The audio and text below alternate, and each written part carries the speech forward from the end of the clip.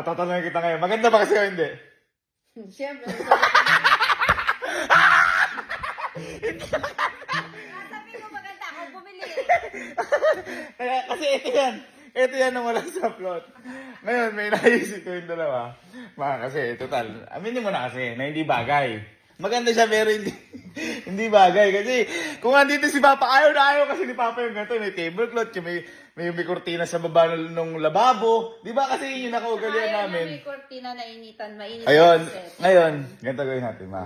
Para makaganti ka man lang. Kasi, sinalari nila, pangit yun, ikaw bumili. Kunyari, magbablog ako dito. Ngayon, ikaw pumunta ka sa likod. Saan likod? Dito sa likod na to. Sa lababo? Oo, yan. Ngayon, sabihin, huwag kang magsasalita. Sabihin ko, boy, magbablog ka ako dito eh, pero tanggalin nga natin to, pangit eh. Pag sinabi nila pangit, papalagay ko sa kanila ngayon to. Tapos abangan mo sila doon. Abangan mo sila. Ha? Tingnan mo kung sino yung magtatraidor sa'yo.